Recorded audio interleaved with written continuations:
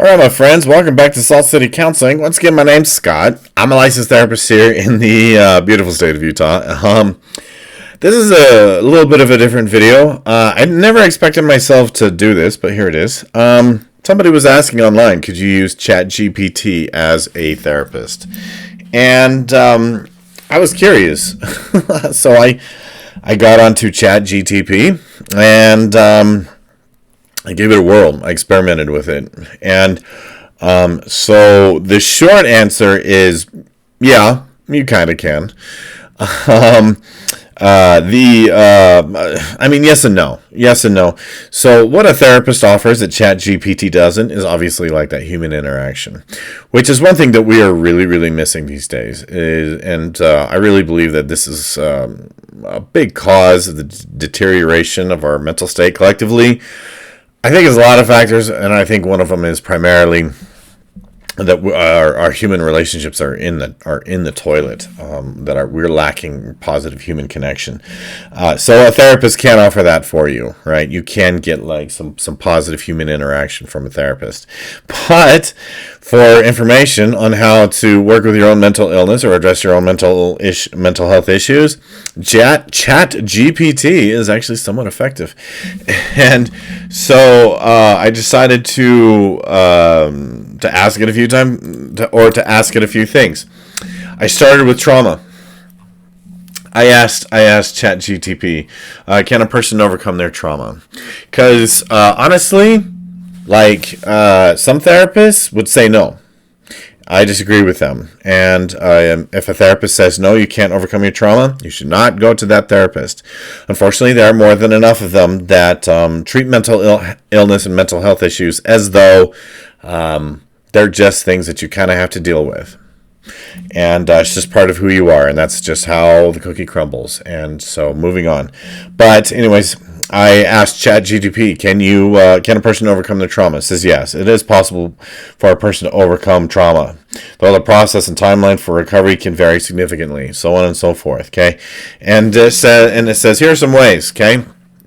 Therapy and counseling, support networks, self-care and coping strategies, education, understanding, time and patience, seeking help if needed. Okay.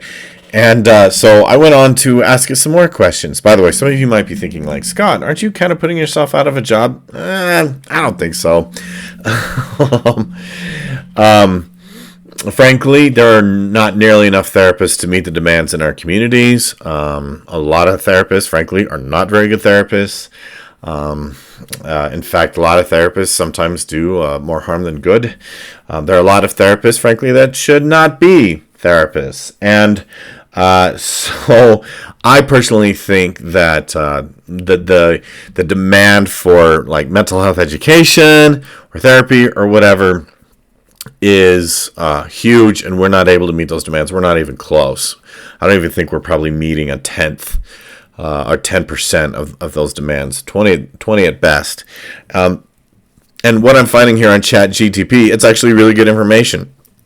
And I think a person could ask this platform on ways to help themselves with certain issues or certain mental health issues, and it will actually give you some pretty solid information on how to effectively address those issues. And you can ask it additional questions. So along the whole trauma vein, I asked it this question: what would an EMDR therapist do for my trauma? And it gave a little rundown of that: assessment, preparation, identifying target memories, desensitization, reprocessing, closure, reevaluation. And then I went on to ask it, can I do EMDR therapy on myself? Okay, and it gave some cautionary tales. That there were some of the risks, but there are some self-guided EMDR techniques. And then I went on to ask it this question: how would I go about giving myself EMDR? Now, before I continue with this line of questioning, there's obviously going to be a little bit of a disclaimer. I'm not recommending that people do this. The biggest risk factor would be that you would re-traumatize yourself. But I'm just going to be frank here. I only know how to be honest. There's more than enough EMDR therapists out there who are doing the exact same thing. So you can keep the $150 or whatever it is that you would pay a therapist out of pocket. Maybe your insurance is covering it, but you could save your money and re-traumatize yourself instead of having a therapist do this. This is my biggest gripe with EMDR and EMDR therapists is that, yes, they are re-traumatizing people, and they're doing it a lot. And the EMDR therapy community refuses to acknowledge or admit that this is a problem in their ranks. And they continue to pat themselves on the back for what good work they're doing when there's a lot of people who are getting re-traumatized by doing EMDR. That's a long way of saying that while I should probably not recommend that you ask ChatGPT how to do your own EMDR therapy, because of the risk of re-traumatizing, you run the exact same risk by going to a therapist. There, I said it. And though I'm not recommending that you do it, it absolutely breaks it down for you. Identify distressing memory. Create a safe environment. Bilateral stimulation. Okay, there you go. Because I've known therapists that have paid hundreds and hundreds of dollars for these things that you hold, and it alternates vibration. And it's like, that costs you $600. But this is bilateral stimulation too. There you go. Focus on the memory. Allow natural processing. Grounding techniques. Reflect and self-care. Yeah, there you go. I also asked ChatGPT on how I could help my own depression. What can I do to help my own depression? And ChatGPT did not say, oh, it's just a part of who you are. It can't really be treated. You just have to learn to deal with it and take your medication. It didn't say that. It's not even anything in here on taking medication. Because a lot of therapists will tell you that. Oh, it's just kind of part of who you are. You just have to learn to deal with it and take your pills. That's not good therapy. If you're paying for that, go elsewhere. Okay. But yeah, I gave a whole long list of things that you can do to help your own depression. Seek professional help. Okay. Yeah. Besides that, physical activity. Yes. Truth. That will help your depression. Healthy eating, yes, true. Adequate sleep, yes, true. Limit stress, connect with others, set realistic goals, limit alcohol and substance use, engage in activities you enjoy, consider self-care practices, challenge negative thoughts,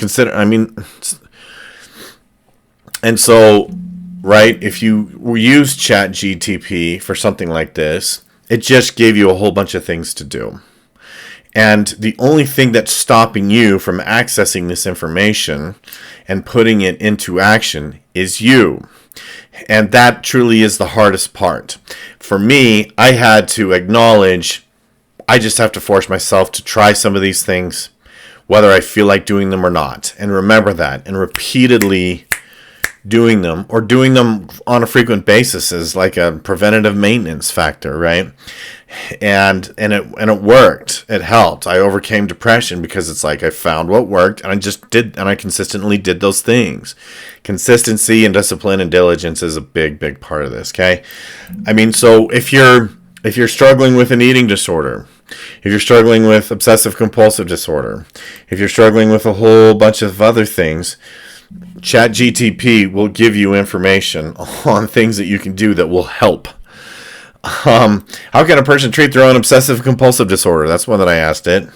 Number 1, learn about OCD. Understand the condition. Yes. And managing the symptoms. Yes. 1,000,000%. All of this stuff is accessible to you. You just have to ask the question.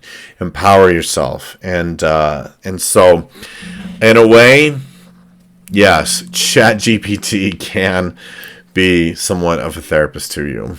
To a degree, yes, it can. Okay. Anyways, I'm gonna wrap this up. Now that I have told you how to use this thing to replace me, please subscribe, share the information, share this video. Don't forget to comment. Love to hear your thoughts and questions on all of this. Thanks for watching. We'll see you next time.